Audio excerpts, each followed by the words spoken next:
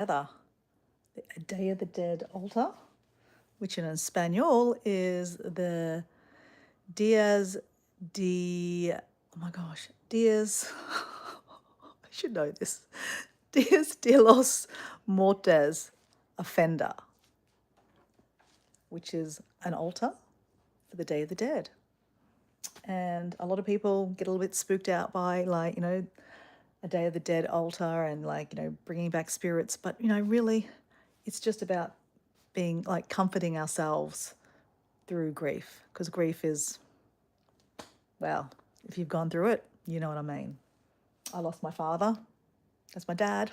Daddy-o, dad's daughter forever. Always be daddy, right?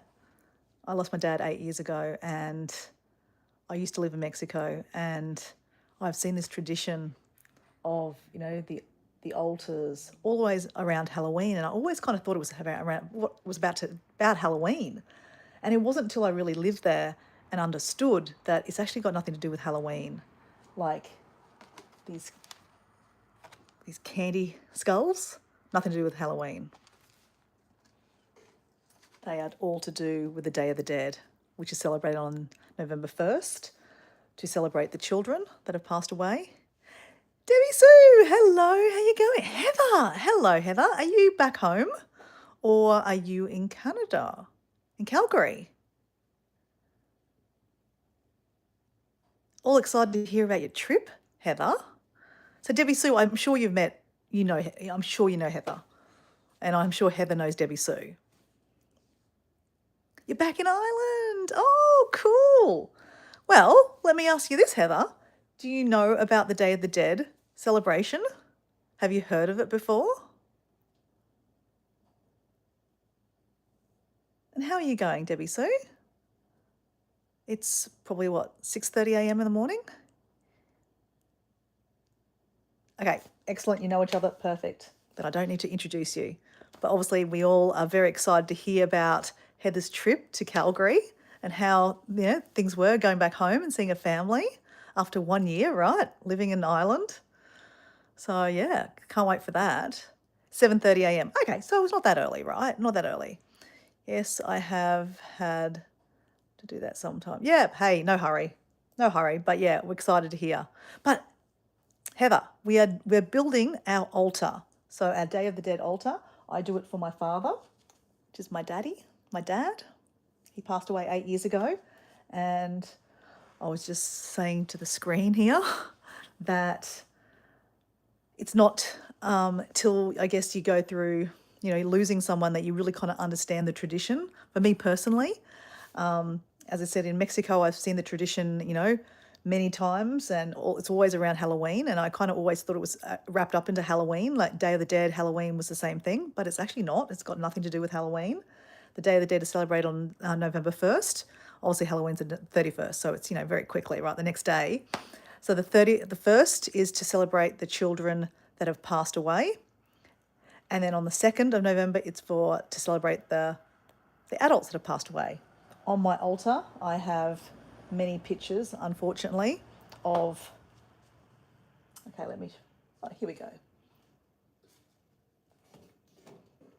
Many people that unfortunately have passed away in my life, and that means something special to me. Oh, so you have heard of it. Okay, excellent, Heather. So, like, for example, this is my friend Craig, and literally, you guys have seen me do my little pocket dance, like I've got pockets, it's got pockets, that kind of dance. And that was me dressed up for a wedding the last 2 weeks ago, a Greek wedding. His daughter got married to a Greek guy. So I was married. Oh, sorry, I was married. Not me married, my God. I was invited to his daughter's wedding. So I was very honoured to go to the wedding and to be around the family and spend some time. Like, he was one of my best friends. He was one of my work friends, like a kind of a work husband in ways, Yeah, great mate of mine. And unfortunately, he tried to better his life. He was always an overweight guy. And he decided to get a fat loss surgery. And unfortunately, he ended up getting sepsis. And yeah, story time here. Heather, you know about Fraser Island, which is one of the biggest sand island in the world. Its actual name is Kagari Island, but formerly known as Fraser Island. So it's the biggest sand island in the world. It's about 2-3 hours north of where I live on the east coast of Australia, and it's a beautiful island. And I was there hiking with some friends, and there was no reception. And I came back to civilization. There's a resort there, and I was meeting up with one of my girlfriends that I worked with that guy and this girl. And obviously we weren't meeting up with him, but I was meeting up with her for Easter. And I get into into the reception area of the resort, and all my phone starts dinging, ding, ding, ding, ding. I'm like, oh, gee, I'm popular. What's going on? And I literally look at my phone, and I get a text message from this guy, Craig. The phone's like Craig's phone. I'm like, oh, what's Craig messaging me about? And it says Craig's funeral will be at this date. I'm like, what the fuck? Like, honestly, what the fuck? I don't get this. Like, what?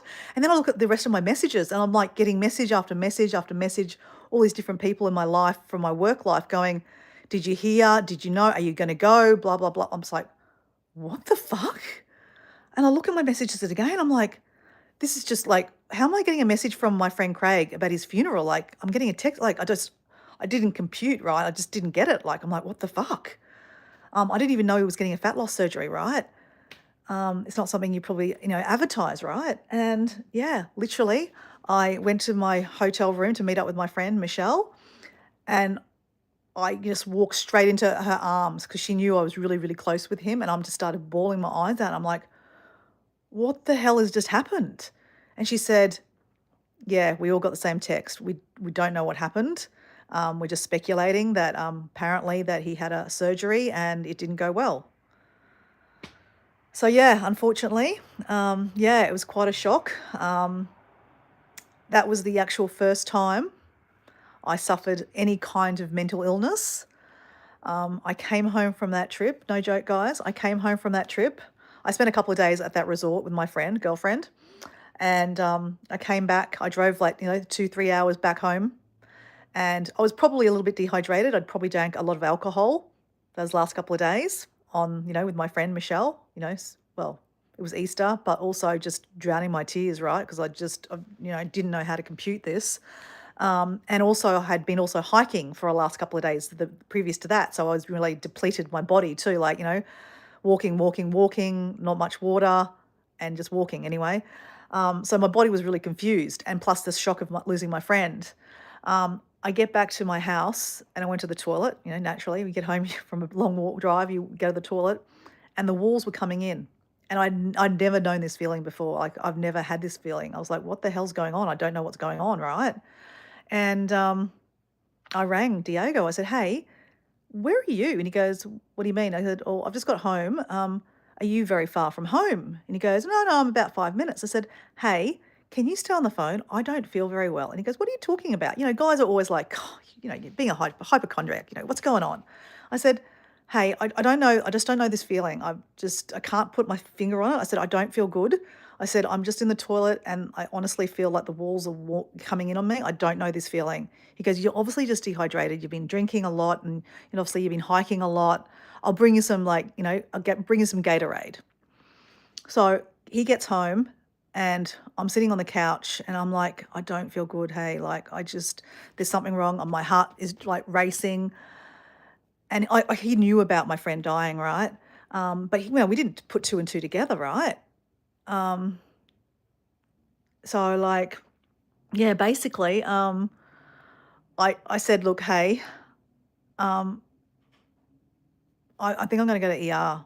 It was, by this time, it was like 10 o'clock at night, and I just couldn't calm down. I didn't know what was going on. Honestly, guys, I had no idea. I've never had anxiety. I've never had a panic attack before, but that's what was happening. I was having a literally full-blown panic attack.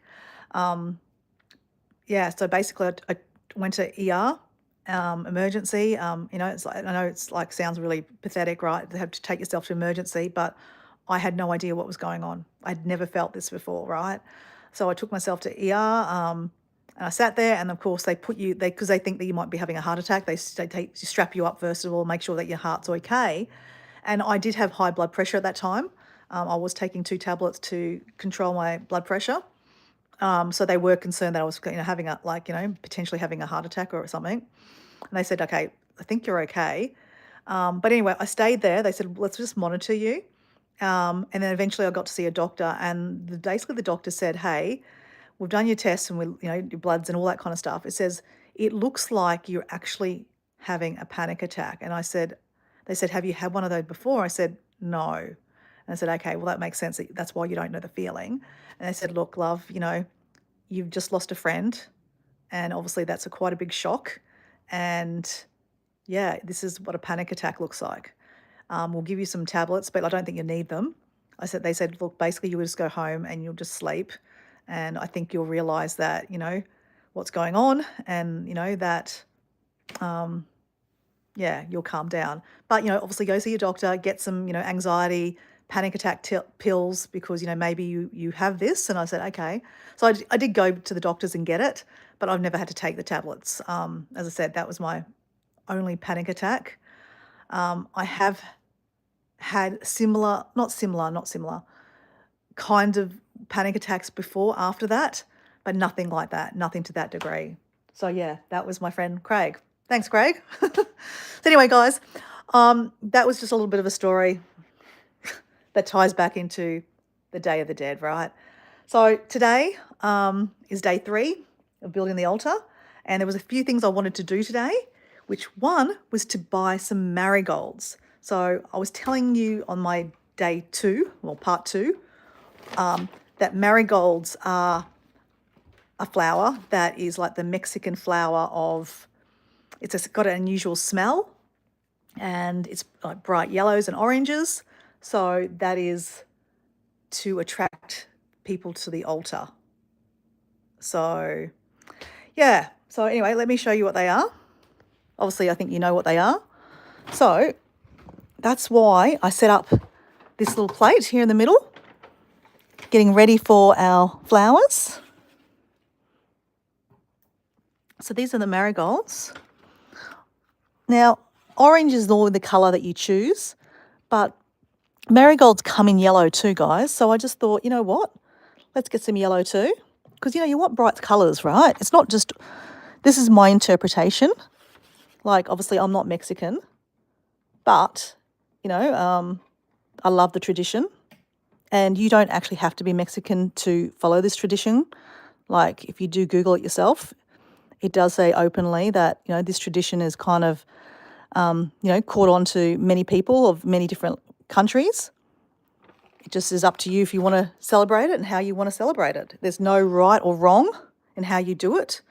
As I said, this is my altar that I've built. It's just, obviously, if you look at day 1, this is just a place where I kept some photos. Behind there is cups and stuff like that I kept. It's just an old buffet, and I've just turned it into a makeshift altar. These are chairs, bar chairs kind of thing, and I'll put a Mexican blanket on it. But anyway, if you want to see how I've done this, look at day 1 or part 1 and then part 2. Anyway, this is part 3. And I'm Dora, so welcome to my live. And if you're watching it on the replay, hello.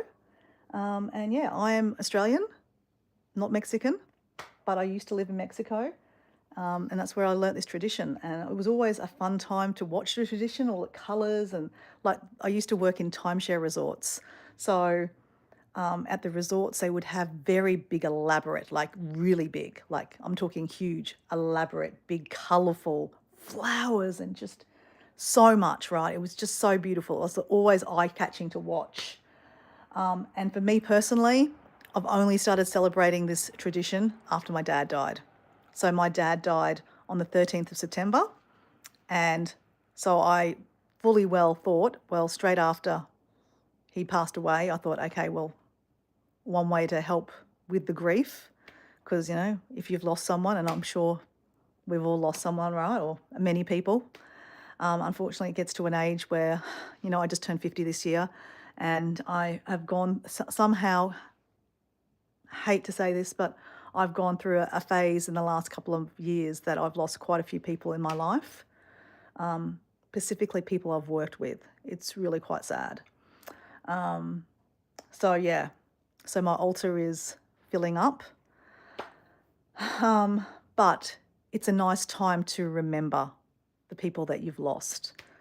For me personally, when I lost my dad, obviously it was horrific, and I think I'm still going through the grieving, but I think I'm at the other end. I mean, I don't think you ever stop grieving, but this has been a fun way to remember him and celebrate his, it's him as a person, So I'm going to tell you a little bit more about the traditions, but I just want to kind of start working on putting together some more things. So guys, I am doing the 75 hard, and I'm on day 65. So obviously that means there's no alcohol.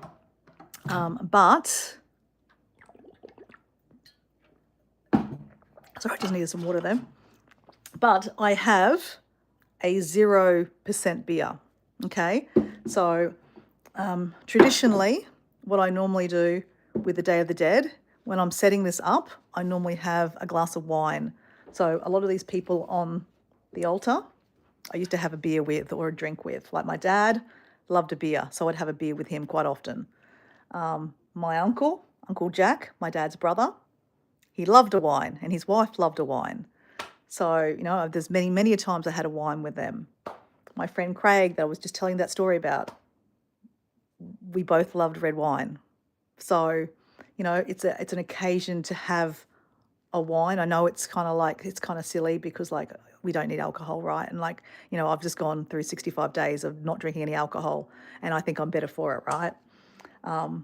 But I'll be honest with you. Like this particular lady, Lynn, you've got a bit of glow here. Lynn, she's Canadian actually, but I met her in Mexico, and we shared many a wines on the beach, and yeah. So it's I got to say it's one of these things that I really like, puttering around and making it all beautiful, and talking to my dad or talking to my friends here. It's I know it sounds really, really weird, but it helps me with the grief. So I just thought, you know what, tonight let's have a beer. I mean, we're not having a real beer, but ouch. Just give me a second. I've got you plugged in because I've literally had you hardly any battery left on my phone. So let me just put that down for a second. Okay.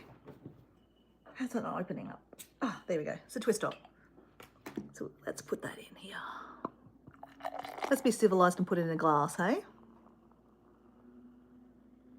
There we go. So, cheers, Dad. He would say, cheers, daughter. I've got to say, these 0% beers aren't bad.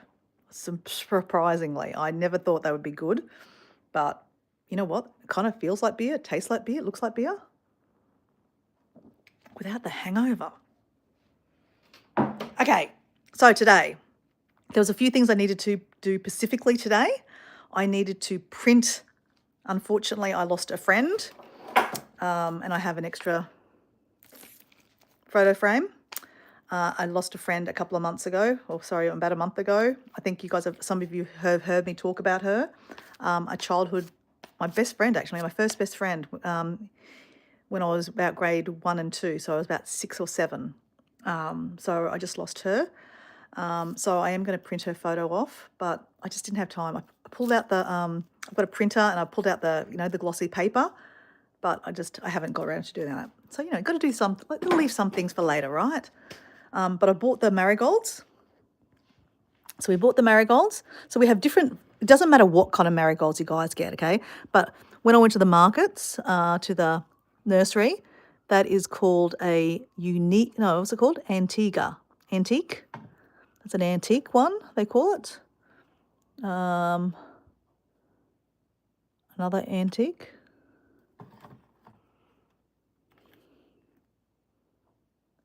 Yellow boy. That's a yellow boy. Hello, boy. And that is an orange boy. Okay, there you go. Very literal. Orange boy. So, yeah, I'm not sure exactly where I'm going to put that. I mean, that's like taking away from my photo of my friend Esther, right? So Esther is my friend that committed suicide 3 or 4 years ago now. So maybe I need to move her. We could put her there. Oops. There we go.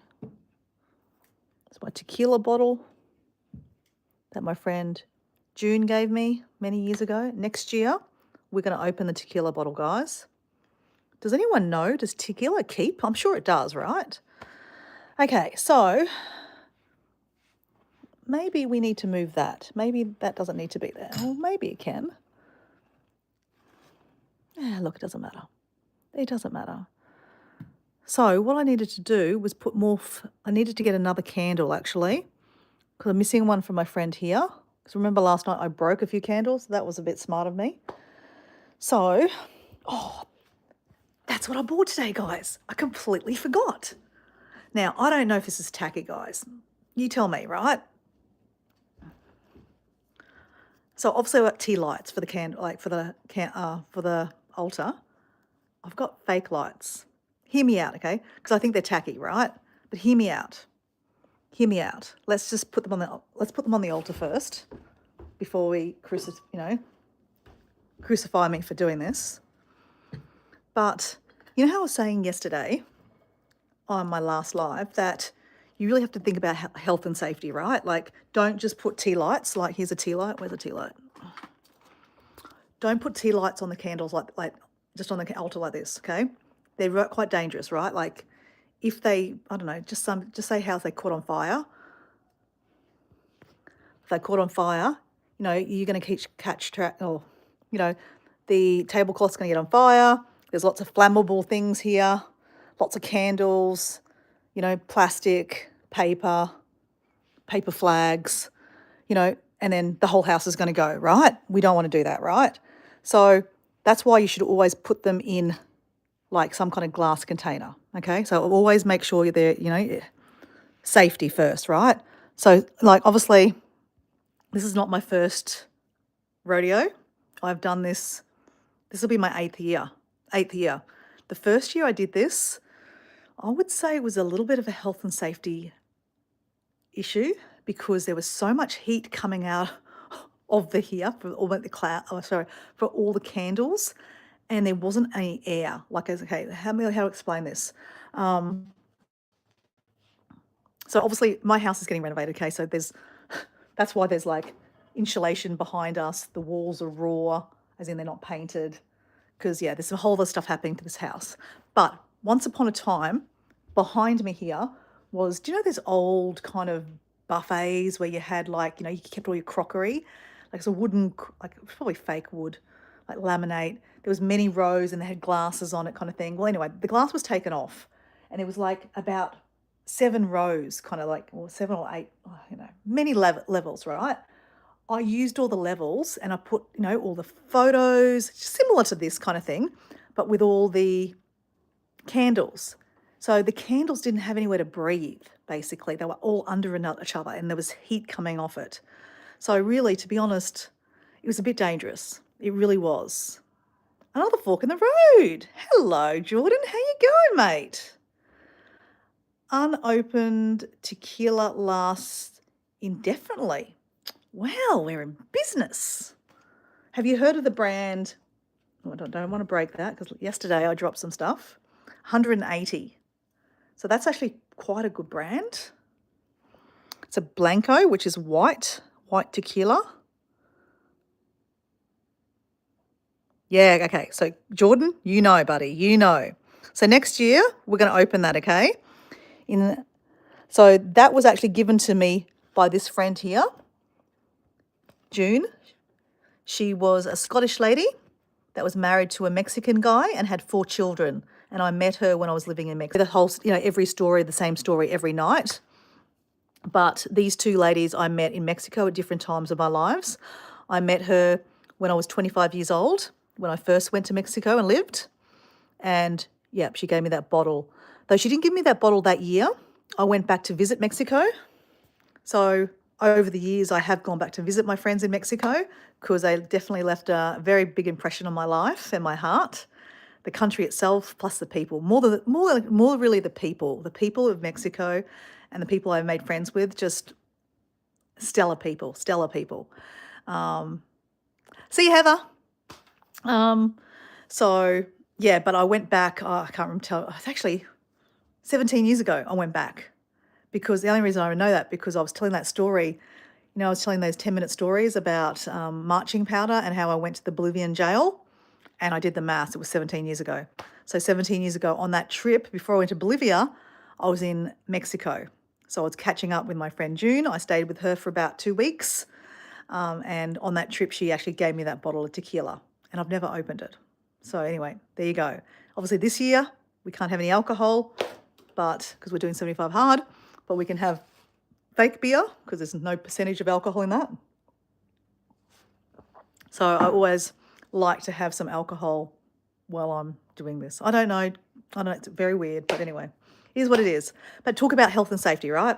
So another thing I invested in this year was one of these little thingy-jiggies. So when you're putting out the candles, it just makes it easier to put out the candles out. Okay? But I did buy these fake candles, guys. Why I decided to do this is because I thought, where did I put the rest of them? Oh, here we go. That we could put them on and pretty much leave them on at nighttime. Because, yeah, I think they'd be quite nice to leave on at nighttime. Because obviously you're not going to leave the candles on at nighttime and go to bed. That would be dangerous. So there's a method to this madness, I guess. But anyway, I got them today at an op shop. And that's probably why they were given away, because that doesn't work.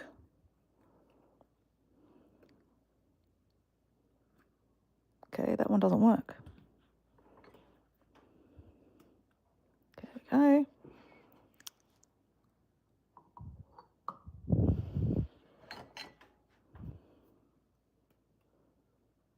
Just to give you a bit of an effect, we'll turn the light off. I thought I had more of these guys. Okay.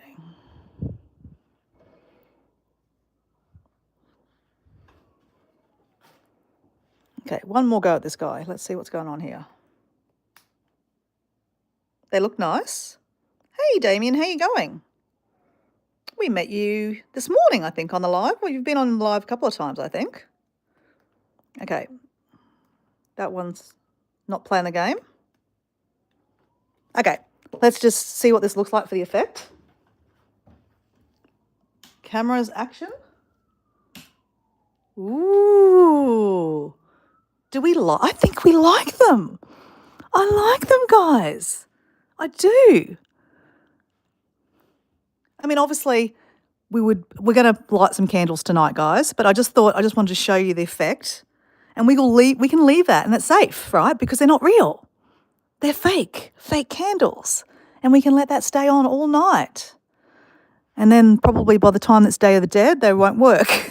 So maybe we won't leave them on tonight, okay? We won't leave them on tonight. I am dandy. That's great, Damien. I am impressed. So our friend, another fork in the road, is our friend Jordan. Jordan from Florida. Jordan from Florida. Actually, guess what, Jordan? I was just talking about you yesterday, actually. Guess what I found, Jordan? Jordan sent me that postcard.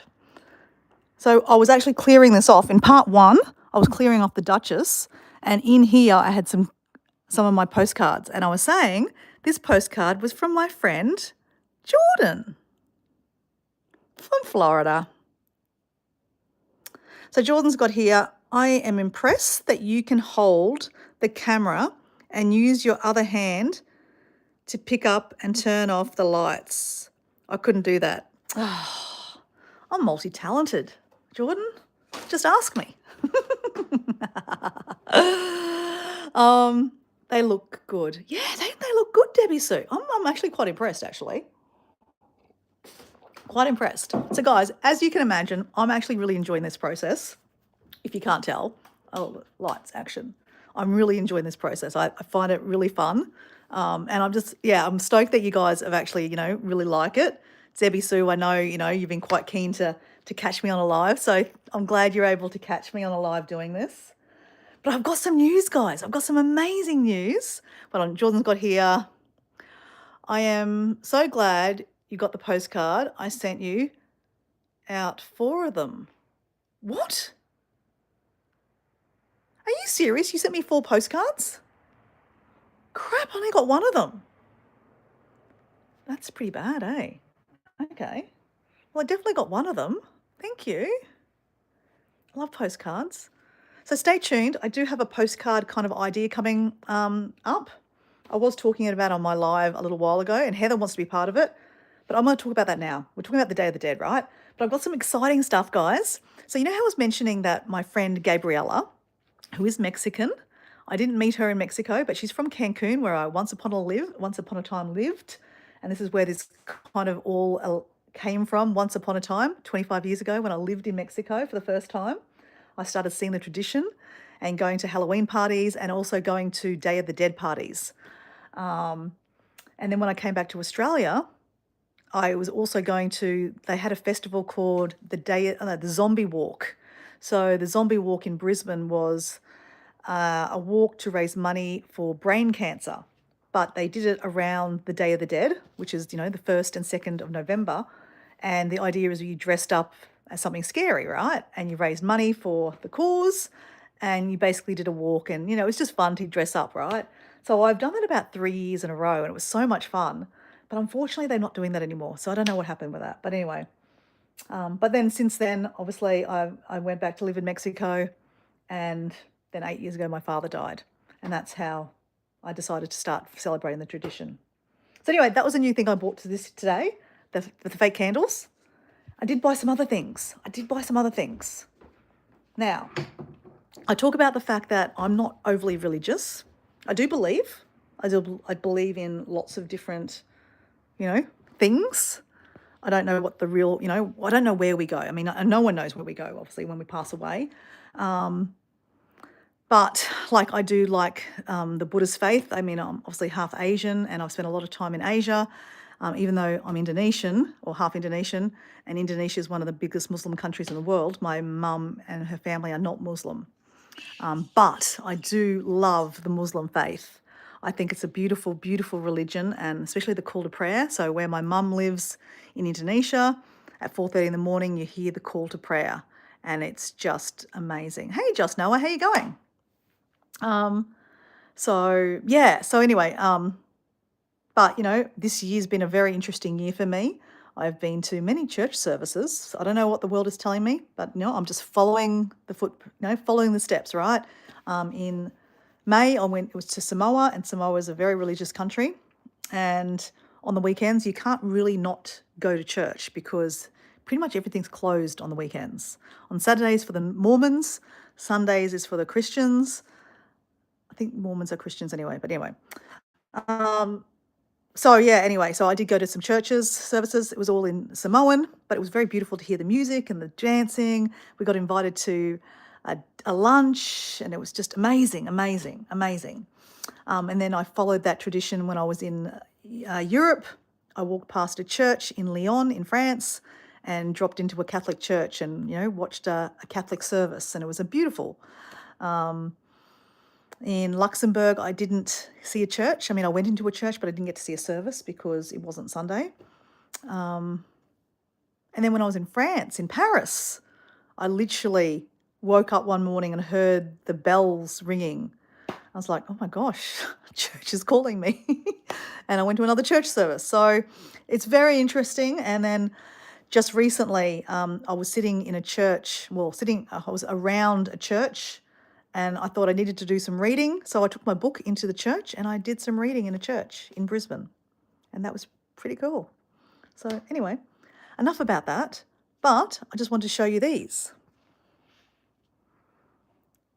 So we have the Virgin Mary.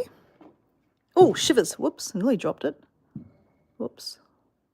So you got to be careful, right? Because if they were lit, I would have actually dropped in here. So you really got to find a place for them and make sure they stay there. And then obviously we've got Jesus. So just wanted to why I bought those. So obviously this seems like a very pagan kind of thing to do, like, calling up the spirits, but it's not, guys. It really, really isn't. It's a beautiful, beautiful, beautiful thing. Like in Mexico, a lot of people are Christians. A lot of people are religious. They go to church. They also celebrate this tradition. It's not an evil, calling up the devil or anything like that, guys. So, some people have different, perceived values on what this is.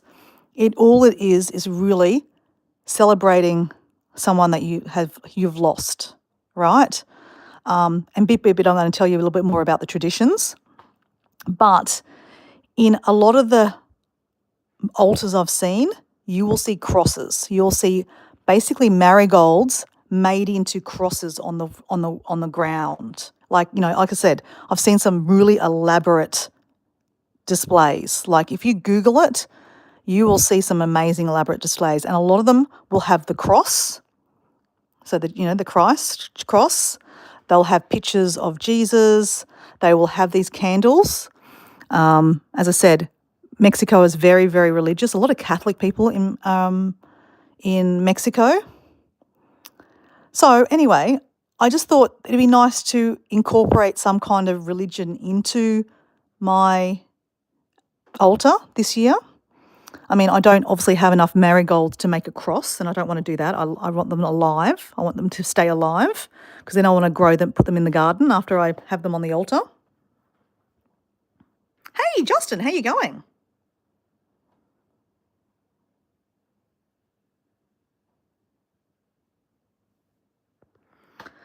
So, Justin, we have a few new things that we bought from yesterday. We've got some fake candles. We've got the marigolds, which is the flower of choice for the Day of the Dead. And then we got some candles. Now, I was going to ring my mum so another tradition, guys, is that around the altar, so the idea is that we are trying to attract our family back to us. I mean, obviously, they're not going to come back to us in physical, but in spirit or feeling, right? I spoke about yesterday how I had a beautiful feeling one day where I was sitting here to myself having a lunch on the Day of the Dead.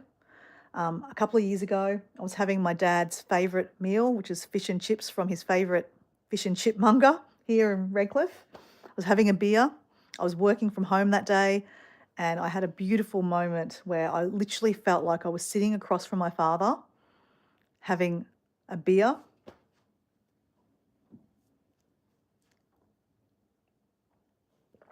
And yeah, I just felt this amazing feeling of just love and light and just warmth and just love. Like, my dad loved me. I loved him so much.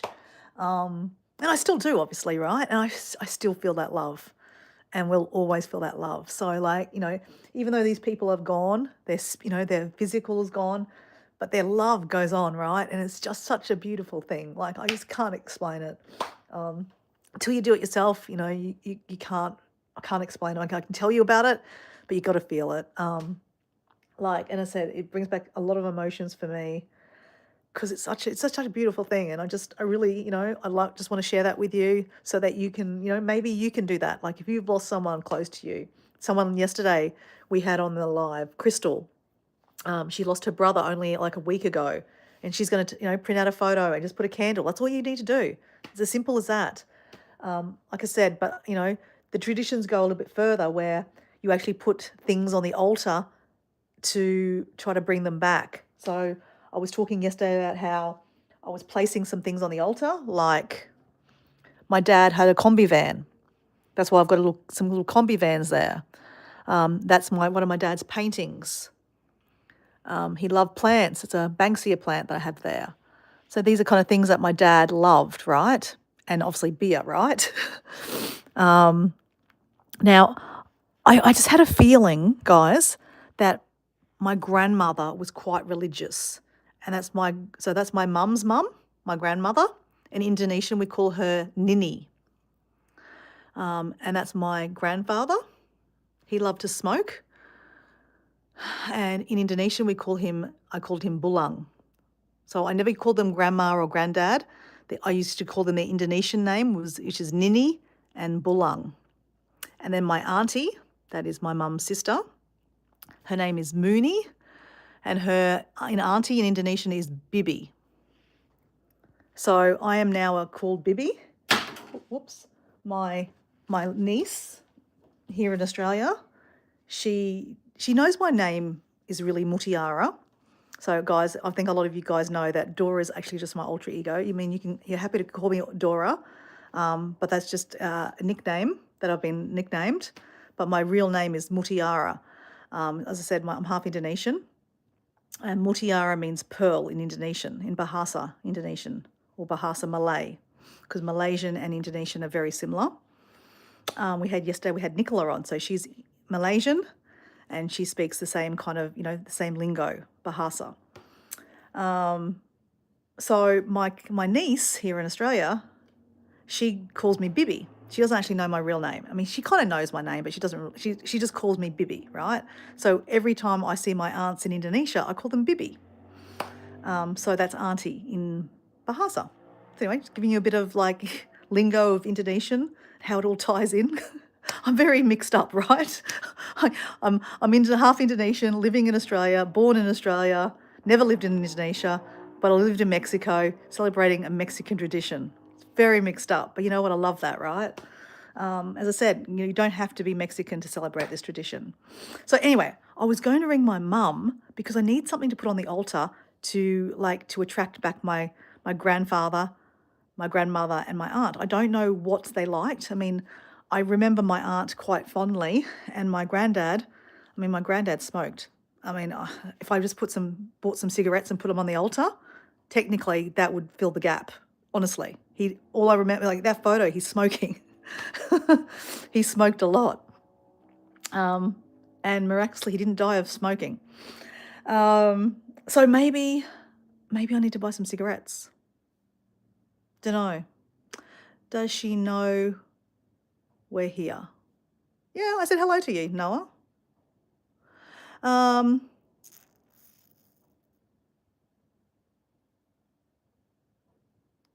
So what's Justin saying here? Dora just knows how to talk. A leg off it. Dora just knows how to talk the leg off an iron pot. Nothing to worry about. She's all right, buddy. Oh, you're talking to me. Oh, I didn't see. Cool, later. Thanks. Hey, Dora, please scroll up. Okay, I'm scrolling up. Scrolling up. Hey, Justin. Hey, Andrew. Good morning. Who's Andrew? By the way, please read above. Okay, I'm reading above. Good morning. Didn't send a like for you. What? Hey, he sent 4 postcards. Oh, he sent 4 postcards to people. You're the only person that got the postcard. Ah, okay. I misread that. Guys, my eyesight is not great. I do have some glasses here. I mean, I could wear them and then I could actually read properly, but like, where's the fun in that, guys? I'd rather misinterpret a lot of conversation instead. Okay, so I was going to ring my mum. That's what I was going to do. Okay, hold on. Let me just see something, guys. Let me see if I can read my mum. Let's get my mum on the phone. Let me see if my mum knows. I mean, of course she knows. She's her mother, right? I just have a feeling that my mum, my grandmother, was quite religious.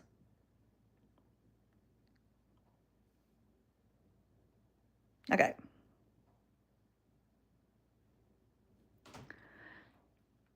Just bear with me, guys. Let me show you the altar.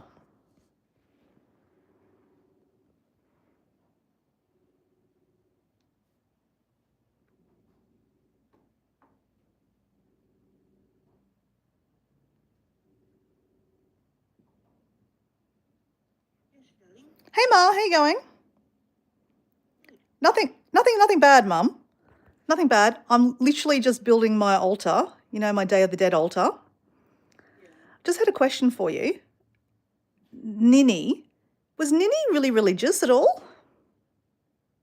She was really religious? Like, did she go to church often? She did.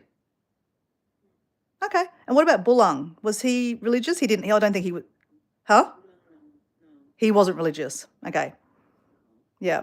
Okay. But so, Mum, can I ask you a question? You know how, like, when I do the altar, I've got to put things on the altar that, you know, brings people back, like, you know, that attracts them. So I've got these really nice candles with like Mary and Joseph, or was it Mary and Joseph?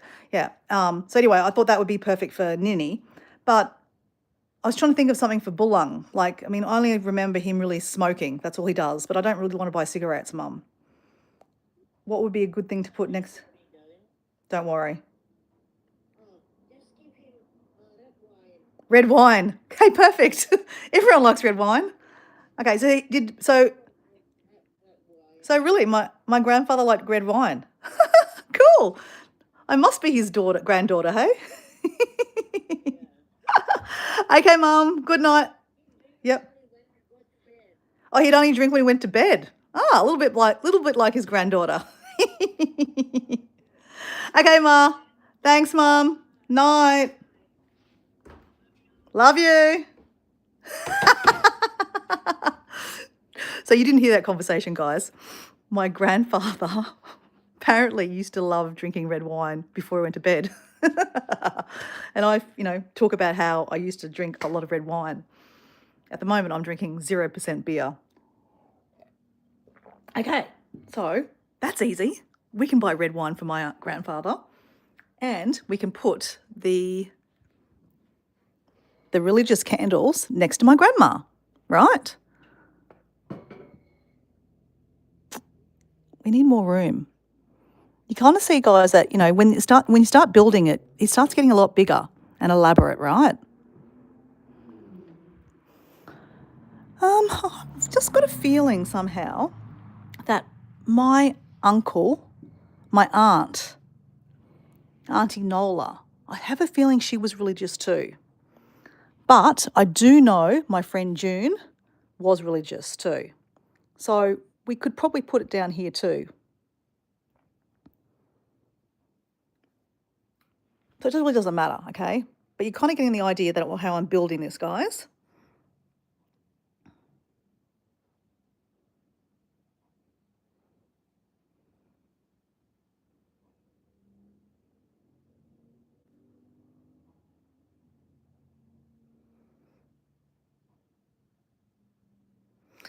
Cheap wine and 3-day growth. Ha ha ha. Funny, funny, funny.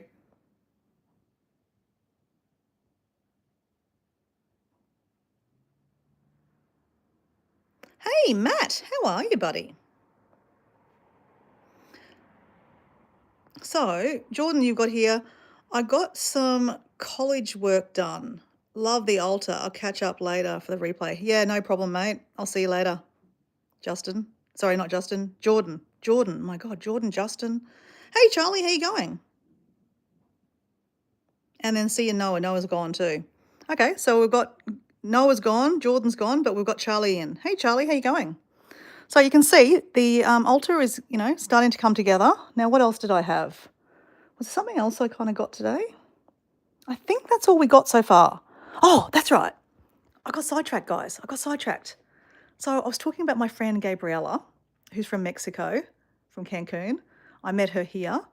Anyway, she obviously celebrates this tradition too. She's not as crazy as I am. Like, she doesn't go as big. Like, you know, I'm like, go big or go home kind of thing, right? That's just my personality, right? It's all or nothing. I think you guys know that.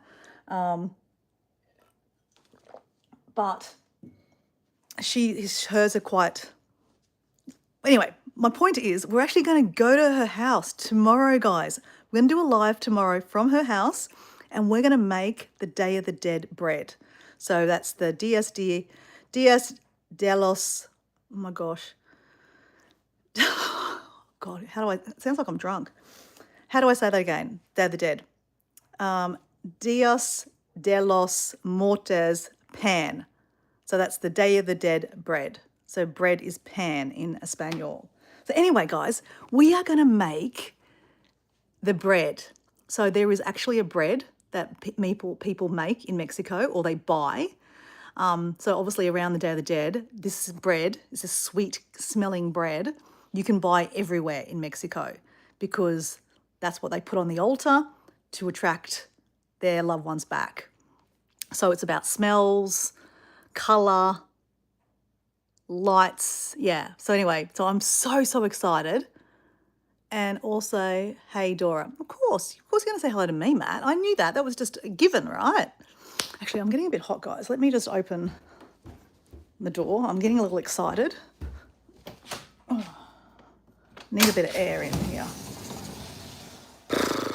Okay, that's better. So, anyway, so tomorrow, I said to Debbie Sue, Debbie Sue, are you still here? I think you are. I don't know. I'm not sure, Debbie. Debbie Sue, are you here? Let me just wait to see if Debbie Sue's here.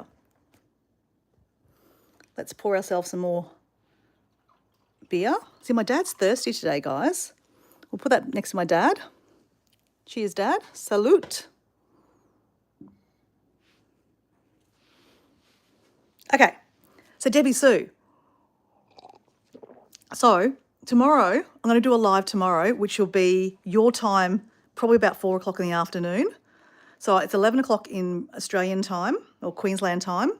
So I think it's going to be the afternoon for you. But I was supposed to make these flags today. So they're called papel picados, which are the Mexican flags, right? And they're not just for the Day of the Dead. I made these. I've made them a few times. They're not easy to make. But the last time I made these, guys, I don't know why, I didn't have many colours. So if you have a look here, I only had blue, white, green, red, and silver. But I went searching in my little boxes of treats today, and guess what I found? Lots of colours. So I've got white, we've got blue, green, yellow. We definitely need yellow, right? Can you see a bit of yellow up there? That will look so much better with a bit of yellow.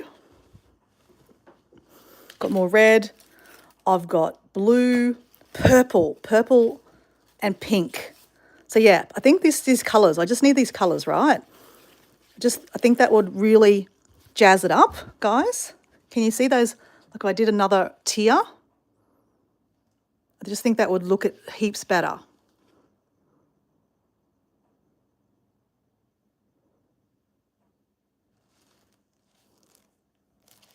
So basically tomorrow we are going to make the bread, and while we're waiting for the bread to rise, because basically it takes about 3 or 4 hours to make the bread, because you have to massage the bread, the yeast and stuff like that, and then you have to let it sit to rise, to double the size, and then you can bake it. So in that period of time, I'm going to teach my friend, Gabriella, how to make the paper flags, which in Espanol is papel picado, and they're called Mexican flags. And basically, I have to see the bread too. Yeah, well, 2 in 1 tomorrow. 2 in 1. We're going to do both in the same live. So it's going to probably be a long live. So you come in and out of it if you want. But obviously it'll be saved as a replay. That'll be part 4 of the Mexican, Day of the Dead altar preparation, because we're going to put it on the altar. And obviously the flags. And I've got another idea about the flags this year, guys. We're going to go all out this year, guys. So I'm excited. I'm really excited to make the flags again. It's not an easy process, but it's fun. It's fun. And I've always wanted to show my friend Gabriella how to make it. So last year, was it last year or the year before? She gave me some bread and I gave her some paper flags. But I wasn't really happy with like the colours. I thought they needed a bit more colour. So you can see, Debbie Sue, how you think that, yeah, having a bit of yellow, pink and purple would really jazz that up heaps, make that heaps bigger and better. So yeah, so that's going to happen tomorrow. So what else are we going to do, guys? What else? I was going to light the candles tonight just to show you the effect. Would you like to do that? Let me write some notes too, because I need to get some alcohol tomorrow too. So obviously there's many people, many personalities on this here, and a lot of them used to like a drink. Unfortunately, this is the world we live in. We all like a little bit of a tipple. Now, I'm not going to open a bottle every night, guys. Obviously, I'm not drinking red wine. Diego doesn't really drink red wine. But I will put the bottle of red wine on the altar. Actually, let me just have a look at something, guys. Let me just see. Oh, what have we got here? Jamison. Guys, Canadian Club. Okay, so let me tell you a story. I never met Diego's mum. She passed away about 15 years ago, before I was in the picture. So, but she likes Canadian Club. So Diego on Sunday will get some Canadian Club and have a drink with her. So let's just put that there next to her. And that's her husband, Dazza. He passed away 2 years ago now, unfortunately. And that is a clock that Diego bought his mum and dad for their 30th anniversary. So that's why we've kind of got it tied up to there. And that's a bottle of Plonk. Dazza used to play professional football. So that's just a bottle of Plonk from a reunion. That's a very priceless bottle to their family. So Matt's got here, what about some Christmas lights? Well, fancy you say that, Matt. God, funny you say that. Just when I got something prepared for you, Matt. Let's see if they work. Now, I have a Mexican, a box I keep all the stuff in there. Like I've got another Mexican blanket, just in case I wanted to make it a bit bigger. But look what I've got, guys. Now, I don't know if they work. That's the other side. Is this Christmas enough for you?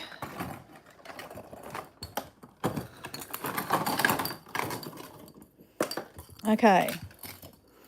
What do we reckon? Do you reckon this works? Do you reckon this will work? Oh, hold on.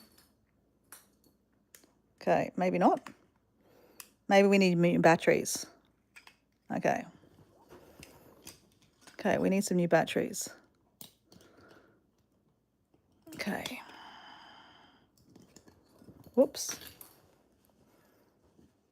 Okay, let me put you in the tripod. Let's let the tripod babysit you. I'll be back.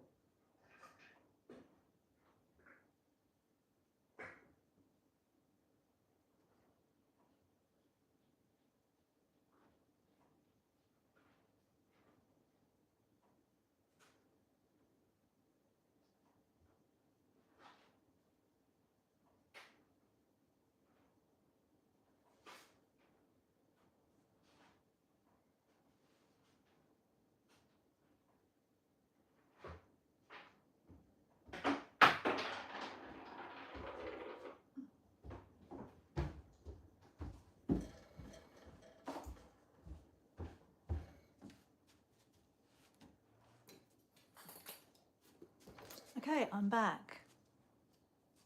All right, we have got 2 batteries. Let's see if this works. Guess what? It worked. Funny that. Okay, let's see. I've actually never put these on the altar. I think last year I put them in the box because I thought that might be a good idea. So, Matt, this is the closest to Christmas tree lights we're going to get, okay? Because it's got nothing to do with Christmas, Matt. Okay. Look at this. We can do a dance. Dancing with my lights, camera, action. Oh, got an idea.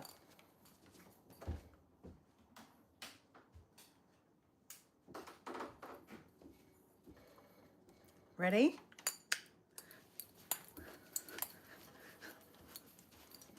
These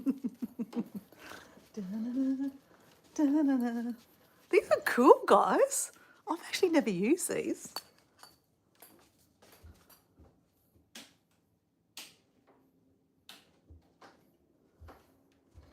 All right, where are we putting them?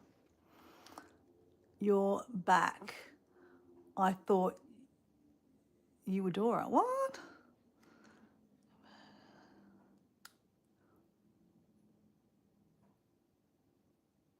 Yeah, I know. I broke. Well, Matt, don't laugh. Yesterday, when I was so basically, Matt, I've been doing a series. So there's part 1, part 2. This is part 3, and then tomorrow there'll be a part 4. There'll be a few parts of making the altar, right? But yesterday's altar making, I dropped the candles. Well, I didn't drop the candles. I dropped the actual glass, and I broke about 3 of them. So anyway, what are we going to do with these, guys? What are we going to do? I think... Okay, let's turn the lights off.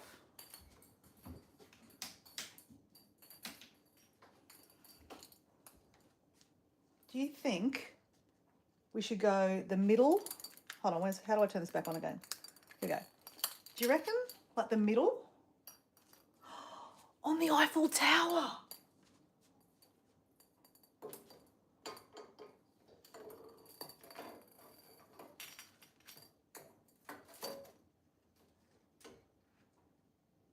What about that? Let me take you off. Oh, whoops. Okay. Let me have a look. Let me step back. What do we think?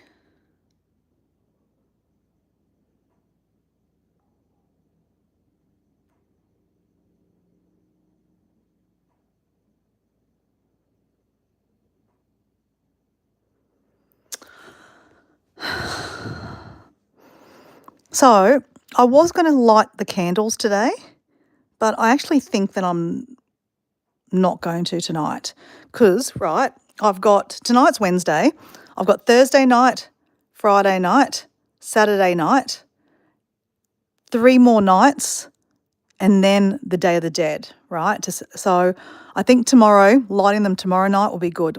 You know, I think it's just too much if we do it tonight too. Plus, you know, we're also going to run low of our candles. I do need to replace these. They're going to last for three more days. We do have lots of the tea lights.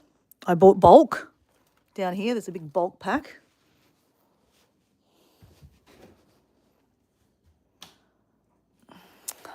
Maybe this might look better if I have it. Maybe I could run it over the top. What do we reckon, guys? What do you think? Smaller lights. Actually, Debbie Sue, great idea. I actually have little twinkle ones. That's a great idea. Okay, let's do that. Let's take these off.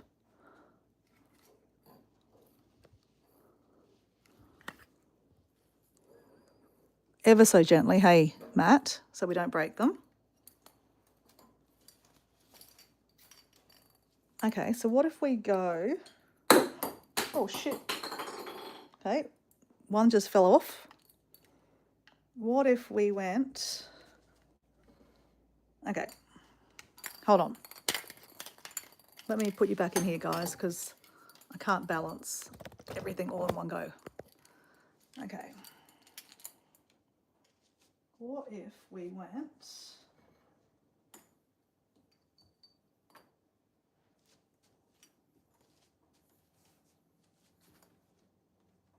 What does this look like?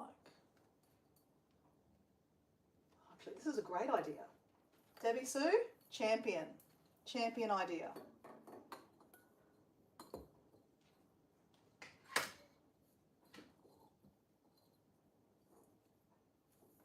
Just need something to hold that. Oh no, I can just sit up like that. There we go.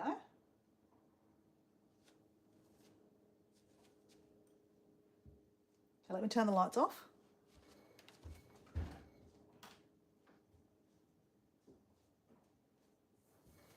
What do we think? That's better?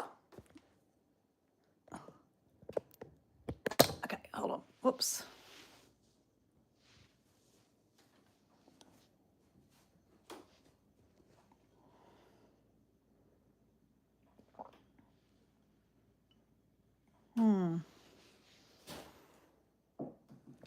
So just imagine, right, some twinkles through here, some little ones, like Debbie Sue said, a couple little twinky lights in here. Now, just think, up the top here, all them, they're going to be lit. There's a whole lot of candles up the top there, okay? And then we'll have candles, the two big ones at the back. All these candles will be lit at the front here too. So this is just going to light up like you've not seen, like it's just going to go crazy.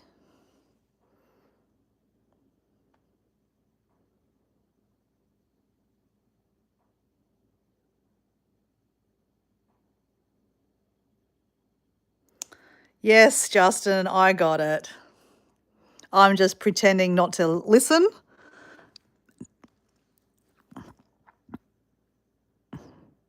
But we are the same people. We are the same person. All right. I'm liking that. I really am. Thank you. This is why, guys, it was really good to do the live because, you know, it got another buy-in from another person. I mean, I love doing this myself, guys. You know, obviously I'm going to come up with my own ideas. But, you know, it's nice to get feedback too and get, you know, other ideas. What else we got, guys? There's nothing else in my box of tricks here. Oh, I had this. Like a chalkboard. There's no reason to put, like, you know, Day of the Dead. I mean, it's pretty obvious what it is, right? So I don't think we need... Does anyone see a reason to have this? I don't think so. Or maybe to put, you know, you are loved. I don't know. I don't think so. I don't think we need that.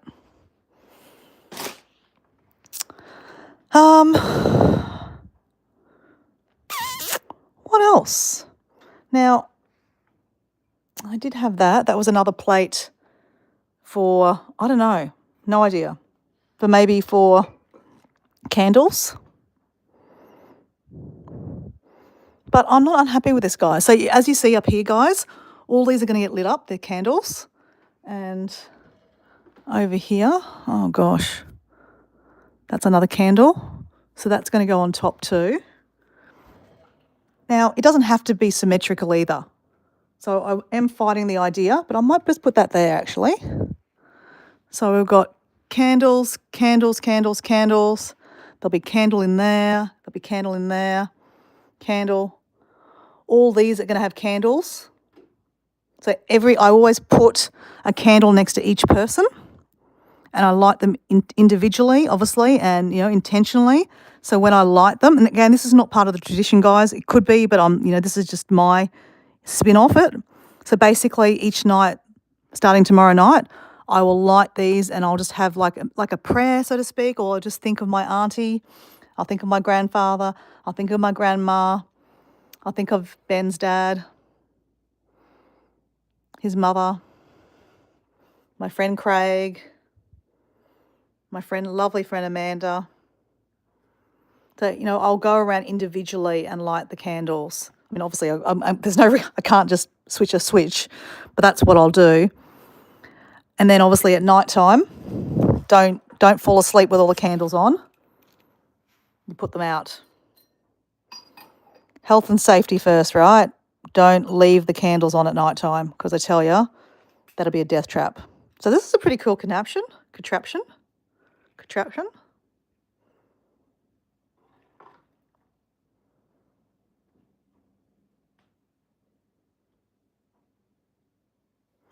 Thanks, Justin. Yeah, look, I really do love doing it.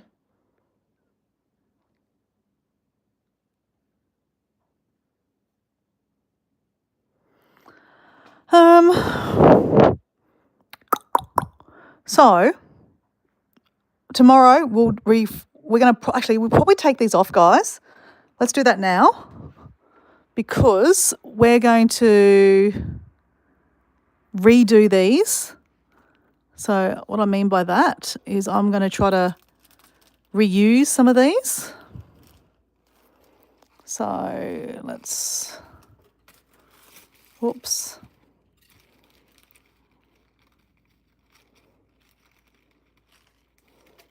Ready for tomorrow's get together with my friend Gabriella.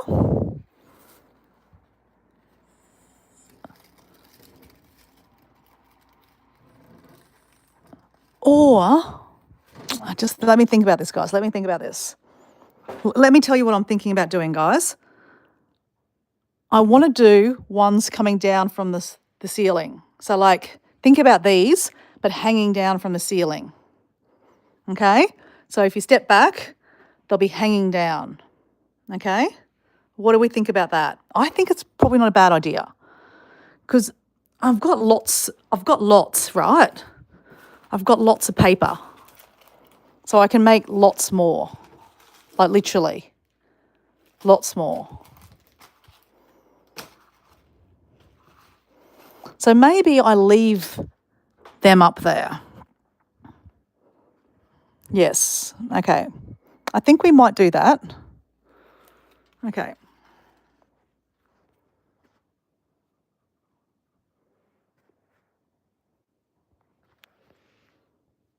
Let me just put it back in here. We're back. Let me just fix this up again.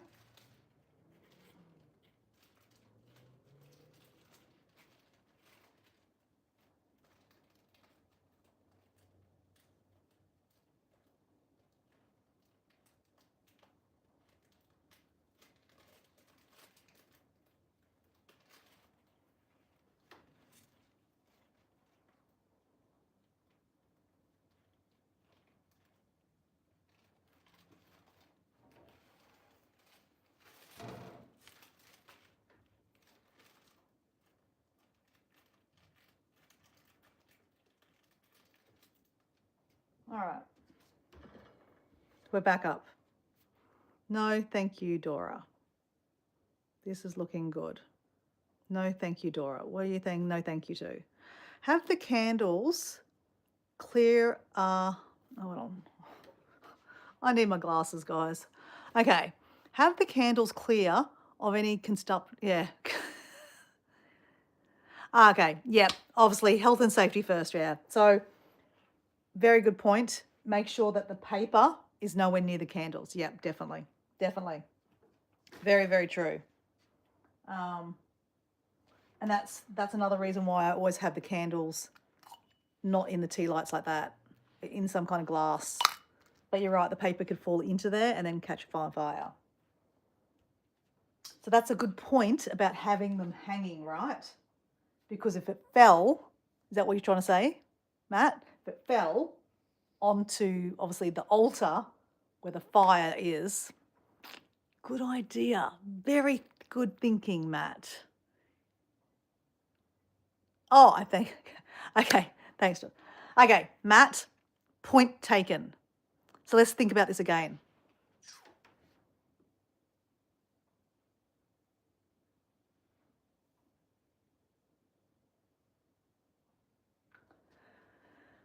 So maybe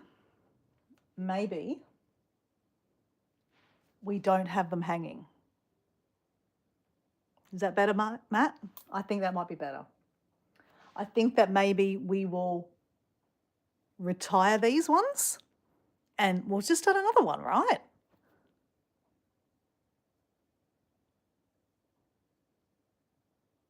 Fireproofing under them. So under these, you mean?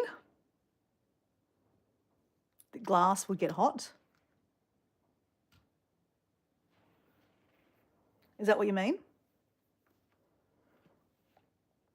Yes. Well,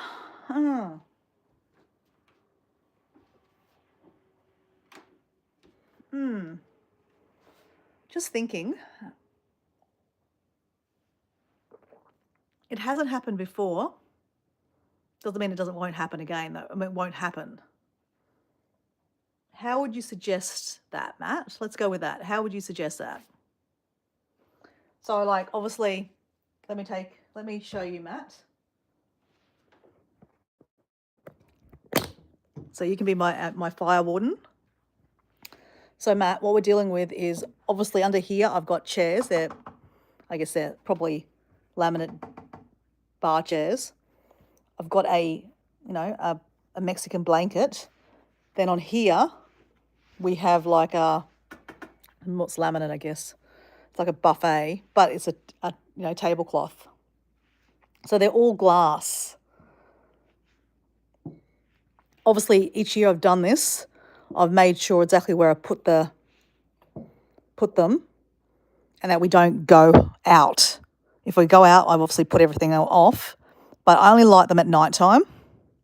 And obviously, we're just going to be sitting around, having dinner or, around the dining room. So I wouldn't leave them here unattended.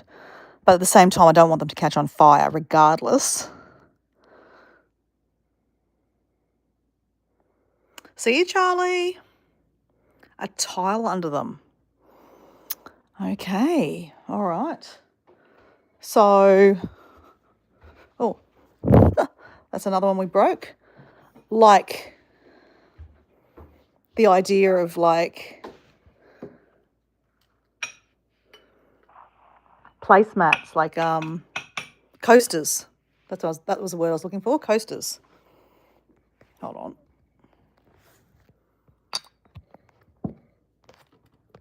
Stay there for a second. Let me fix this up. There we go. I really like these bulbs. They look really cool. Yes, that will do. Okay. I also don't have any more coasters. I don't think I do. I mean, I need a lot of coasters because I basically need 1, 2, 3, 4, 5, 6, 7, 8, 9, 10, 11, 12, 13, 14. It'll be 15. There'll be 15 people, 15 candles I want to have. No, 15, 16. 16 candles that I need on the altar. So that means I need 16 of something to put under. Okay.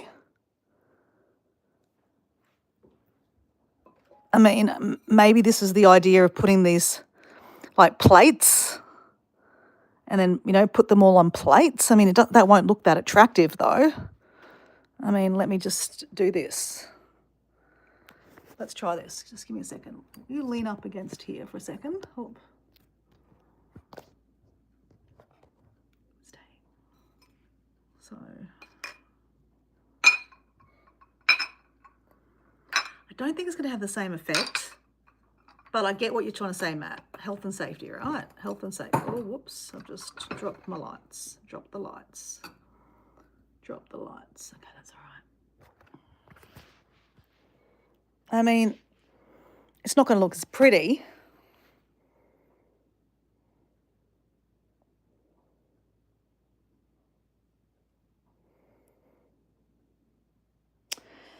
Hey, Heartthrob. Hey, Heartthrob. How are you, mate?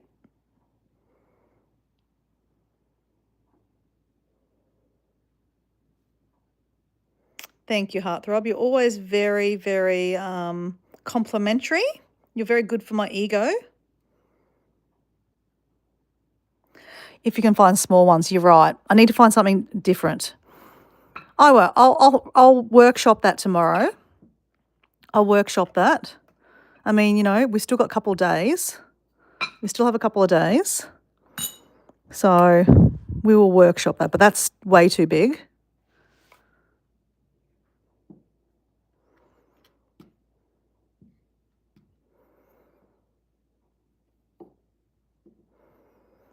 I really like these little candles. I think they've done really well. I was poo-pooing it, but I actually think they look really good. And apparently you can get like 20 packs and they're not that expensive from the op shops. So normally you use normal candles, right? But I mean, I guess the other option I could do, so for health and safety, is just not to use real candles at all. But I do like the idea of lighting candles.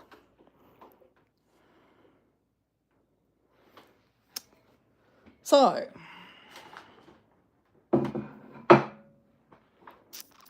we have to think, let me write a list. Red wine for my grandfather. Used to drink red wine with him, Dave. She loved rum. Do I have any rum? Oh my God, I do have rum. I do have rum. And she would drink a giant rum. There you go. Let's put a bit of rum next to her. This will well and truly bring her back to drink the bottle of rum. Now, I just want to make sure I lean that up against there.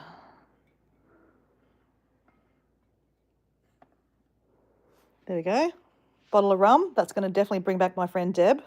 She was a boozer, man. She loved rum like there was no tomorrow. Esther. Now, you guys have heard me talk a lot about Esther. She's my beautiful soul sister from Malaysia. She's the one that I do a lot of the walking for purpose with. The reject shop, exactly where I saw them from, Justin. Great thinking, eh? Do you reckon I should get some more of them? I don't know. Sometimes less is more. Because honestly, guys, once you see the candles lit up, I mean, there's a lot of candles here, guys, like all the big stuff here too. There's a lot of candles. Trust me, it lights up like a Christmas tree. I really like this year putting the actual real plants in it. I really like that idea. And this is a new addition to keep the Eiffel Tower as just a structure to put stuff on it. I really like that idea too. So yeah. So every year, a little bit elaborately, a little bit more. Alcohol. What would I get? So red wine, beer, even with my friend Lynn. She loved beer. But with Esther, it would be wine. Actually, oh, guys, just thought of something. Because obviously I've not been drinking, right? I do have. Let me see somewhere. I've got a sweet wine here somewhere. I do. Just bear with me. Bear with me.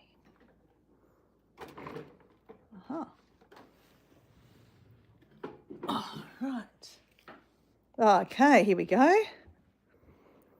A Moscato. Oh my gosh. You know what? This could have been a one I used last year for the altar. Moscato. Esther loved Moscato. So that's perfect, guys. Perfect. Perfect. What else do I have here? So I bought this at an op shop a couple of years ago. It's pretty cool, hey? It makes us look like we're like complete boozos. And you can see it's quite dirty because the ceiling is quite exposed because we're still renovating. So that's why I haven't bothered cleaning it up, guys. What else have we got here? Bit of Jamison, anyone? Who drank gin? We have a little red wine. Who could we put the little red wine next to? I mean, I don't think anyone wants, I think everyone wants a big, a big bottle, right? But for the sake of this tonight, guys, let's put that next to my friend Dave. Hey, Grumpy, which is Jeff. Hey, Jeff, how you going? Hey, Jeff, welcome back. I only just saw you last morning, didn't I? Or it should be like last night for you. So, guys, meet Guppy Gilly Suit. I didn't even read that properly this morning because I wasn't obviously wearing my glasses. So yeah, this morning when I was exercising, day 65, I met Guppy Gilly Suit, who is Jeff.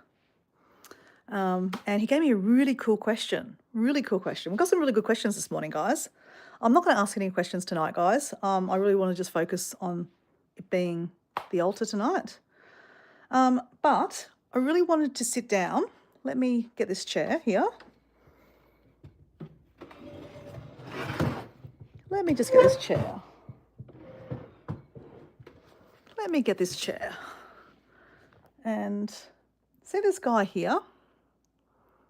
I wanted to do have a little chat because I think it's deserving that everyone on this altar is obviously on the altar for a reason, right? There's someone that I love dearly for a different reason. They're obviously family members, or I worked with them. Most of them I worked with, unfortunately, or they've been friends.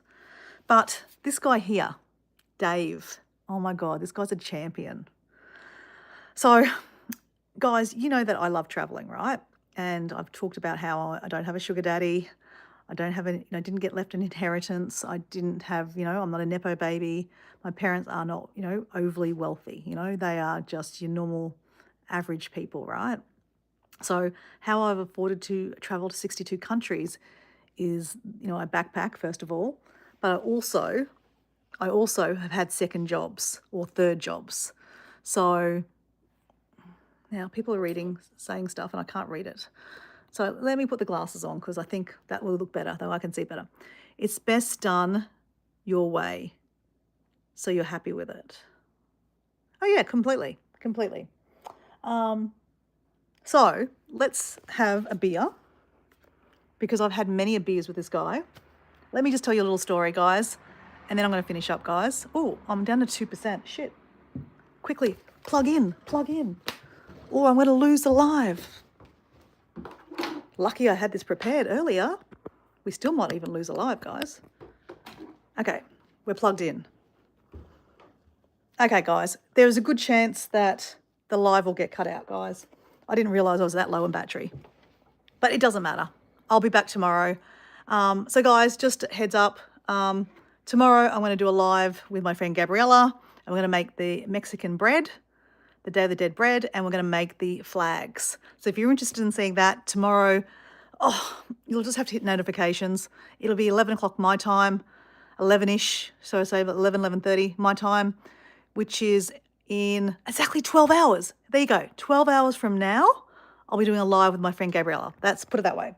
So in the meantime, oh good, I'm 5%. So we're good. We're not going to go anywhere. So let's go story time, okay? My friend Dave. I have had many a beers with Dave. So, like I said, to afford to travel, I've had 2 or 3 jobs. And it's not unheard of for me to work, full-time, Monday to Friday, and then go to work straight after that at, a part-time job. So, here's a chord I prepared earlier. Yes, I prepared it earlier. So I used to work, I have had many jobs, guys. I've counted, actually there was a question that one of you guys have, for the community gave me. And I don't want to tell you exactly how many jobs I've had because I want to leave that for the 10-minute video, okay? But let's just put it this way. I've had more jobs than I have fingers and toes. Let's just leave it at that, okay? So this one time at band camp, I was looking for another job, but I hadn't found one, right? I just was thinking about it, manifesting the idea like I need to get another part-time job so I can start, saving to go overseas again. This was probably about 15 years ago. And I was working in employment services. Love to have a beer with Davo because Davo's my mate. Oh my God, Justin, you are pulling out the. I don't know if everyone gets these jokes, but yeah, Justin obviously is from Queensland. He's from Brisbane, like just over the road and over the river a bit from me. And in Australia, we have some quirky kind of sayings, and one of them is, "Love to have a beer with Duncan. Duncan's my mate." Where's that song from, Justin? I don't know, but anyway, you're getting me off topic. Okay, guys. So Dave and I had many beers together. How did that come about? So I used to work in employment services. I still work in employment services, but now I work for myself. So what I mean by that is I used to help people get jobs, and I still do. But my job was basically I had KPIs, like I have to find people jobs, like I have to find people jobs or you lose your job kind of thing. So it's 9 a.m. here, and I would like to have a drink with you, but it's too early for me. Oh, well, Jeffrey, have a cup of tea or coffee. Well, I have a 0% beer.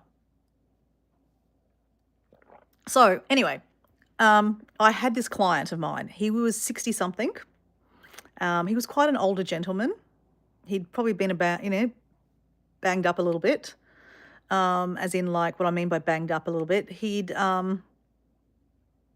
might have been an alcoholic, okay? I don't know, okay? But yeah, he wasn't potentially the full quit, okay? As in, like,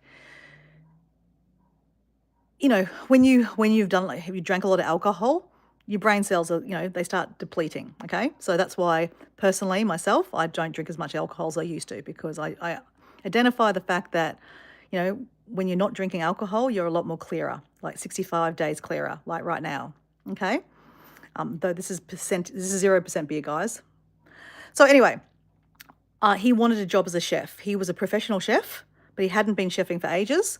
I have, Justin has said, I could sell sand to Arabs, right? I love a chat.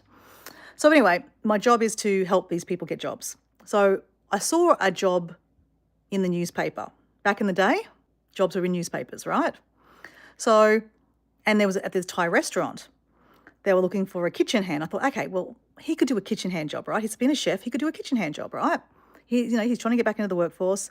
So I got him one afternoon. We went over there. It was about 4:30 in the afternoon. The shop wasn't open yet, but I knocked on the door. I said, hey, hi, how you going? My name's Muriara. I work for, network marketing, whatever company it was at the time. I can't remember. And I did this spiel, right?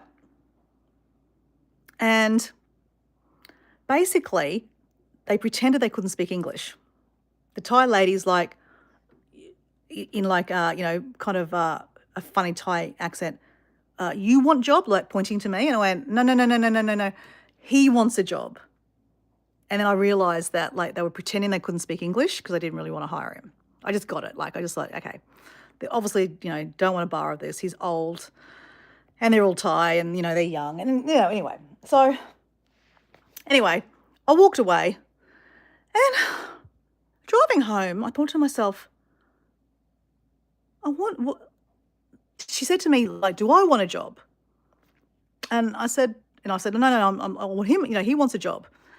Anyway, I don't know what possessed me, but I rang them back and I said, hey, I was just down and I was trying to get, I was talking to a lady about, a job. And, she said, did I want a job? And I just wanted to know, are you looking for other staff? I said, you're looking for a kitchen hand. Are you looking for other staff? And I had a guy on the phone, this guy, and he spoke English, obviously. And he's got an accent. He's from England, like Matt, the Cheshire Cat. My friend Matt in the chat, Matt Launton, he's from UK, same accent. He goes, hey, love, look, sorry, old mate's a little bit too old. We're never going to hire an old man for the kitchen. Like they're all Thai women and, they just don't want an old man in the kitchen, right? But they obviously don't want to say that face to face to people because obviously, discrimination, you can't discriminate against sex, age, race, whatever, But he just said, frankly, he goes, hey, love, sorry, he goes, but yes, we are looking for someone to work at the front. I said, well, what do you mean? Like, what do you need them to do at the front? And he goes, oh, it's not rocket science. And we just, want them to waitress, like, take food to a table and, pour a beer or two. And I went, oh, okay. And he kind of said to me, he goes, well, do you want the job? Do you want a job? And I said, well, I have a job. I said, but, oh, I'm fogging up, guys. Look at this. Look, literally, I'm fogging up. Okay, I'm getting a bit excited. Maybe I'm getting a bit hot. Anyway, so anyway, I'm like, I could waitress. I've never waitressed before, but I'm sure I could waitress, right? Can't be that hard. He goes, how about you come in tomorrow night for 2 hours as a trial? I went, yeah, why not? So the next night I went down there and I stayed there literally for about 10 years. Absolutely loved the job. Loved the job. So, you know how I kind of say that, I'm kind of, well, Mexicans in me, like I feel like I'm half Mexican because like I live there and I love the traditions and a lot of my good friends are Mexican. I could say the same about Thai, even though I don't look Thai, obviously. But I spent so much time working in the Thai restaurants and around Thai people that, I feel Thai too. Like it's amazing that, you can feel so many, like, feel like you're from so many different countries. So basically I started working there as a waitress and I would stand behind the bar. Now this is the cool thing about this guy, right? This guy, Dave, he would sit up at the bar and basically order me around. Like, so he would say, hey, serve that customer or, give that person a beer or, hey, can you pour me a beer too? And look, he was semi-retired. He was basically, he hated working there. He just wanted someone to do all the work. He's older, and, I was younger and, I was happy to walk around and, serve the beers and give the food. And obviously in exchange, I got paid money and they also fed me. I'd get in there at 5:30, but I'd get fed first. They'd feed me. And then before I left, they would say, hey, what would you like for dinner? And they would cook me a meal. Never paid for any food. I would always get free food. And then this is the kicker, right? I'd pour him a beer. He'd go, oh, can you give me a beer? Yep, sure, what? He'd go, oh, pour yourself a beer. So anyway, I'm working. And he'd go, oh, yeah, you might as well have a beer too. So I would have a beer behind the counter while I'm serving customers. I would never drive home. Obviously, I wasn't drunk, guys. But I would have a beer or a wine. So it's quite appropriate that I'm having a beer right now with my friend Dave and telling you that story. So yeah, it's a beautiful story. And yeah, thank you, Debbie Sue. And that guy, he moved away. They sold the restaurant and he moved to South Australia where his family is from. And the Thai women that worked in the restaurant, they all still work around here and live around here. So I still see them quite often.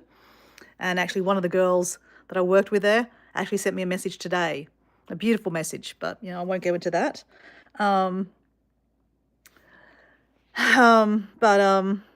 Yeah, he ended up with cancer. And yeah, I remember giving him a call. Hey, Jim, how you going? So, Jim, it's getting a little bit more elaborate. But at the moment, we're just telling a story about one of the people on the altar, my friend Dave, I used to work with. That's how I've been able to afford to travel to 62 countries, is because I've always had a second job. So I'd work Monday to Friday in an employment job in an office, and then, run around trying to get other people jobs. And then at 5:30 in the afternoon, I would go straight to work at the Thai restaurant till about 9:30 at night. So I do about 3 or 4 hours. And initially I was only doing it Tuesday and Thursday night, but then sometimes I'd work on the weekends. And I actually loved it. Absolutely loved it. It was like a social thing. All my friends used to come in. And then, of course, I would have drinks with them while I was working. I wouldn't drive home. I would just leave my car there and catch a cab home. So it became quite a social thing. So yeah, it was quite a beautiful thing to do.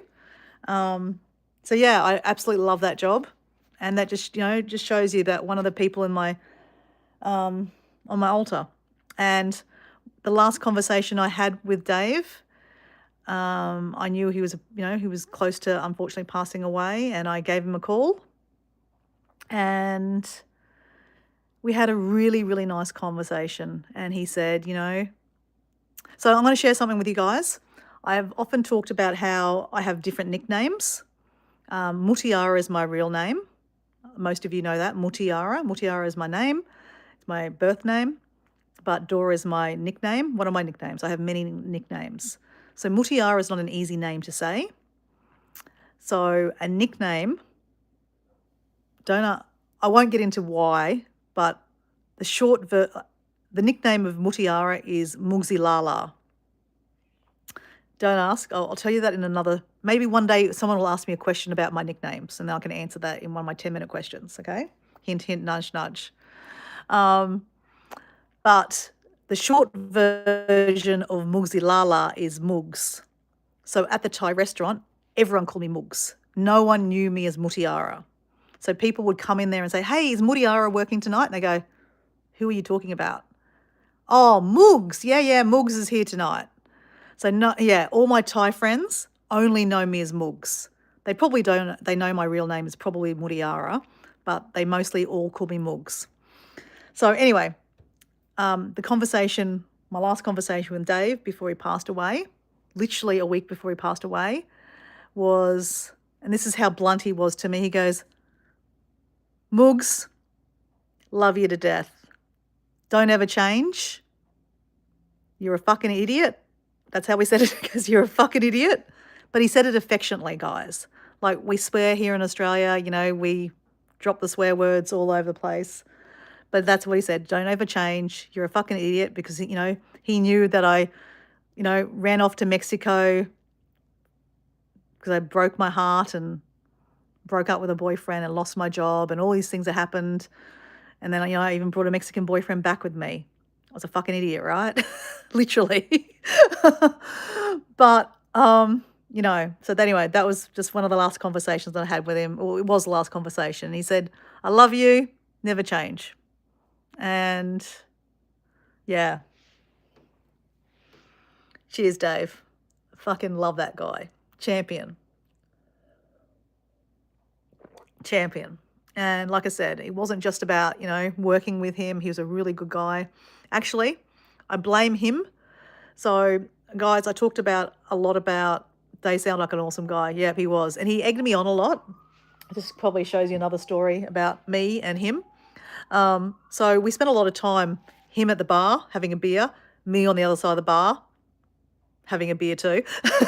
But obviously I'm working, like, scanning the restaurant to see if anyone needed anything. But if they didn't need anything, I'm just sitting there having a chat with him across the bar. And I was telling him how I was invited to a wedding in Scotland. And I've told this story in some of my 10-minute videos, how that I was invited to a wedding in Scotland. And from Australia to Scotland, it's a very expensive flight. I don't know why, but just going up a bit further up to Edinburgh is really expensive. Okay, to London it's not so expensive, but from London to Edinburgh, way more expensive. Anyway, I got this kind of cuckoo idea that, if I'm going to go all the way to Scotland for a wedding, it's kind of stupid to go for 1 week, right? It's pointless, especially from Australia. You spend half the Thai travel for a wedding and then come home. Like, it's stupid. So go for a couple of weeks, right? So anyway, Dora starts thinking about it, going, you know what? How about we go for like 3 months and do a few different things, right? Like, we're going to be in Europe. Let's see some things that we haven't seen in Europe, right? Anyway, I started kind of writing down like a list of these places that I've always wanted to go, right? And I was starting to map it out, going, I could go there, I could go there, I could do this and do that. And before I knew it, 3 months was easily packed. I was like, I probably need more time. And I was sharing this across the bar with Dave, my friend Dave, right? Dave. And he goes, Mugs, you need more time. I'm like, yeah, I do, don't I? So obviously I had a job, I had a boyfriend at home, had a mortgage, all the things, a dog and, and the picket fence, right? Literally. And I'm like, I can't go for that long, Plus it's money too. Like, travel trips cost money, right? Mind you, I backpack a lot, so it's a little bit cheaper, but it still costs a lot of money. So anyway, I got this idea. I'm like, what if I did an around the world ticket? Because then that's cheaper, and then you get to hit more different places on the continents, right? So anyway, before you know it, I turned into a 6-month holiday. And I blame Dave for that because he kept on egging me on. He's like, well, Mugs, if you're going to go there, you've got to go there. And if you're going to go there, you've got to go there. Hey, Gina, how you going? So, Gina, let me show you, and Jim, because you guys are just new to the chat, what we've done.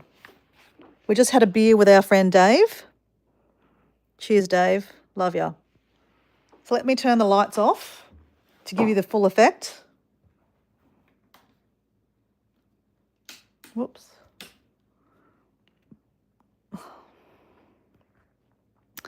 So we're nearly finished, guys. This is my Day of the Dead altar to remember the people that I've lost. And we just did a little story on my friend Dave. Not that you can see a picture of Dave right there, but that's not the point. Obviously, there's a whole lot of candles here that I haven't lit up. We'll say that for maybe tomorrow night. But Jim, you were on here yesterday with me. So there's some new additions today are the marigolds, because the marigolds are the flower of choice for the Day of the Dead. We have bought some kind of religious candles. We have got the fake candles. We pulled out some other candles out of my box that I haven't used this year. And we talked about how tomorrow there's going to be a live in about 12 hours' time with my Mexican friend, and we're going to make the Day of the Dead bread, and then we're going to show you how we make the Mexican flags, which you see these a lot at Mexican parties. So they're not just for the Day of the Dead. Any kind of party, birthday parties, the Mexican flags, not the Mexican flag as in the country flag. These are Mexican party flags, and they're used for any celebration, okay? And I made these last year, but I wasn't happy with the colours. So this year I've pulled out my art box and I've got lots more colours. So tomorrow I'm going to show my Mexican friend, how to make them with all the different colours. And in exchange, she's going to show me how to make, or us, all of us, how to make the Mexican bread that you put on the altar. And then we also put down some alcohol that, again, the idea is to attract these people back on November 2. So November the 2nd is the Day of the Dead for the adults. November 1 is the Day of the Dead for the children. So if you've lost a child, that would be the day that you're trying to feel their spirit. So I'm not unhappy with this, guys. I think we've done a good job tonight. And we told a couple of stories. I hope you've enjoyed it. Hey, Mike, how you going?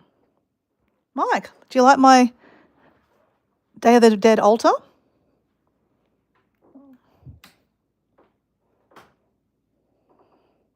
Just imagine there's more candles lit up. I haven't lit any candles.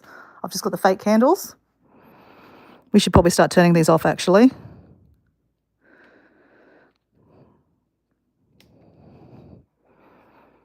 So we don't lose them.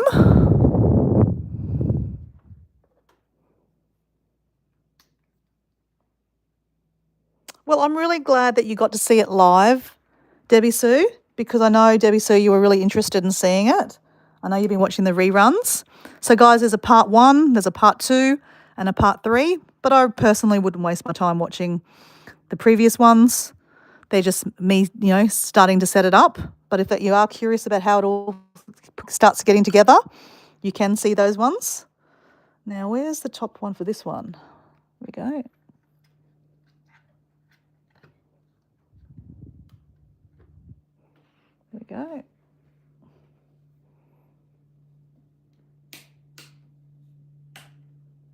There we go. So yeah, we had a nice 0% beer. Well, we had a cheers with my dad. Cheers. That's my daddy.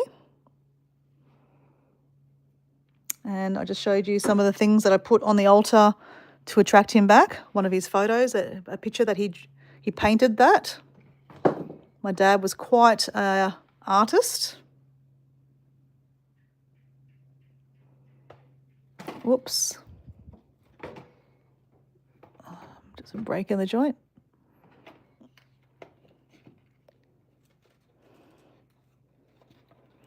So, yeah, guys, any questions you want to ask me before I leave? Because it is 11:24 p.m. here in Australia. It's probably late. I've drank all my water today, guys. We've done all the things that we're supposed to do for day 64, which is great. Was it 64 or am I 65? I think I'm day 65. I can't remember now. I'm so confused. Anyway, anyone got any questions? Okay, Debbie Sue's got here. I would like to hear more later about your dad and his art. Okay, yep, I can talk about that. Hey, Dora, gotta go. Good night, sister. See ya. Next live, right. Hasta luego, mi amigo. Good night, Justin. Catch you guys tomorrow. In about 12 hours, I'll be live with my friend Gabriella.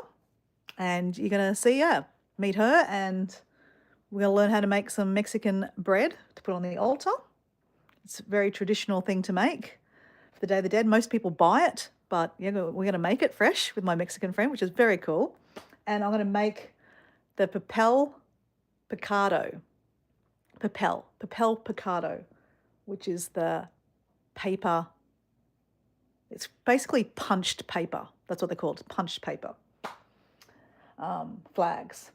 So anyway, thanks guys for watching. I'm going to go. I'd love you to like the live if you haven't already. Thank you very much if you have. And yeah, also guys, there is a Dancing with Dora out on my shorts. I don't know if you've seen it already. There's a short called Dancing with Dora, Halloween style, because Halloween is here, guys. And Halloween has nothing to do with the Day of the Dead, just saying. Halloween, completely separate to Day of Dead. Halloween is this Friday night, but you'll see a couple of different shorts from me this week, just to sell it, just for a bit of fun. And, I love a little dance. So go check that out. Give it a like and, give me a comment. That'd be lovely. And yeah, and you'll keep on seeing more and more things about the Day of the Dead. Deb, sorry, love, I'm about to go. Mwah. I'll just show you Deb.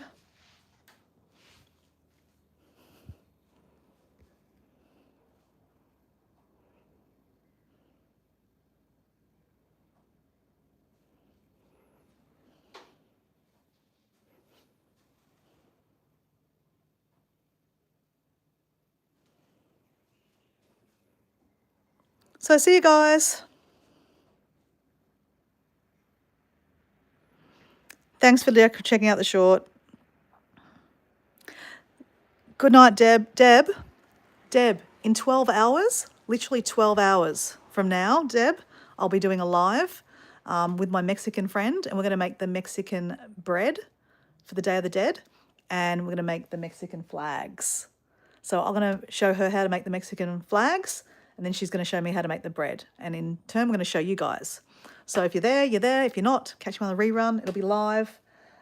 This is part 3 of building my altar. Is that your dad? Yes, that's my dad. I'll show you. That's my dad.